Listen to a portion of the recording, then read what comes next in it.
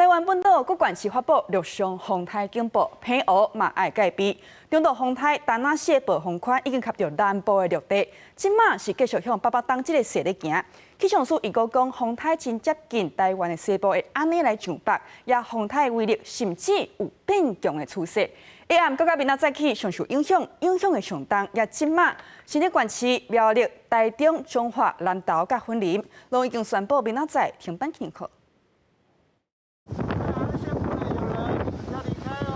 因应风台丹那市来袭，按顺人员赶紧靠向伫宜兰外澳山埔的旅客离开。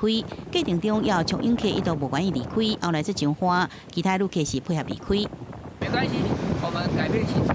因为小孩子也没看过海边那种台风来袭，那个浪啊飘上来。风台来啊，也毋过游客也是想要佚佗。宜兰东元节开始第2天，未少游客讲，就感觉是风较透，旅游行程不便。也来宜兰县府是宣布，东元节对初六暗时6点到初7拢是休园的状态。史努比亚的一个把这个气体把它泄气之后，让它先来做一个降低，避免因为风势而受到影响。中央气象署讲，丹那市风台的中心强度又增强啊，初六暗时到初7日时是影响台湾上界明显的时阵，尤其是离岛偏湖地区，要注意可能出现13级以上阵风。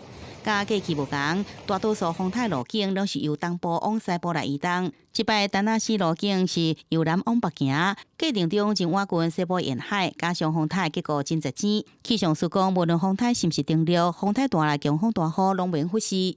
由于这个台风它是比较少数由西部海岸线北上的台风，因此在西部平原少了中央山脉的屏障，风势的影响会非常的明显。我们预计上半夜开始，一直到明天的清晨，将会是澎湖跟云林以南地区风雨最为剧烈的时候。随着丹那市风台侵袭，中央气象署继续发布大水雨的特报。初六暗时到初7，西半部会有明显的雨势。伫平湖也高屏地区可能出现大水雨以上雨势。也来归人台北甲宜兰是要注意一阵的阵雨甲如何情形。